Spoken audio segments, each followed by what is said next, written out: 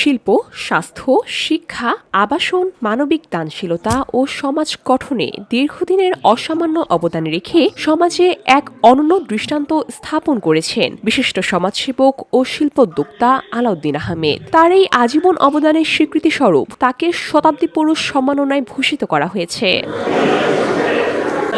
শুক্রবার সন্ধ্যায় কুষ্টিয়ার কুমারখালী উপজেলার আলাউদ্দিন নগরে অবস্থিত আলাউদ্দিন আহমেদ শিক্ষাপল্লী পার্ক লিমিটেডের আয়োজিত অনুষ্ঠানে এলাকাবাসীর পক্ষ থেকে তাকে সম্মাননা প্রদান করা হয়। অনুষ্ঠানে স্থানীয় গণ্যমান্য ব্যক্তিবর্গ, সুধী সমাজ, তার প্রতিষ্ঠিত বিভিন্ন প্রতিষ্ঠানের শিক্ষক, কর্মকর্তা কর্মচারীবৃন্দ এবং সমাজের বিভিন্ন শ্রেণী পেশার মানুষের উপস্থিতিতে এক অনন্য পরিবেশের সৃষ্টি হয়। অনুষ্ঠানের শুরুতে অতিথিদের শুভেচ্ছা বক্তব্যের মাধ্যমে সম্মাননা পর্বের সূচনা করা হয়। পরে আলাউদ্দিন আহমেদের জীবন, কর্ম ও সমাজ কল্যাণমূলক অবদান নিয়ে একটি প্রামাণ্যচিত্র প্রদর্শন করা হয়। এরপর সম্মাননাপত্র পাঠ করা হয় এবং অতিথিবৃন্দ সম্মানিত ব্যক্তির হাতে সম্মাননাপত্র, উত্তরীয় ও সম্মাননা ক্রেস্ট তুলে দেন।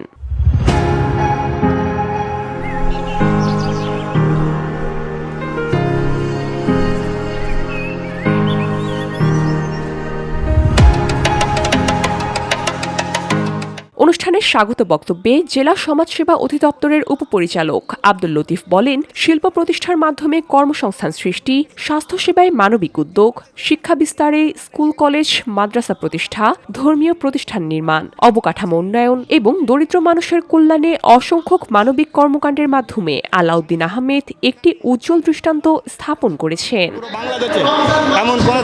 VOD Bangla news desk. এবং এই ধরনের একজন মানুষ পৃথিবীতে বিরল।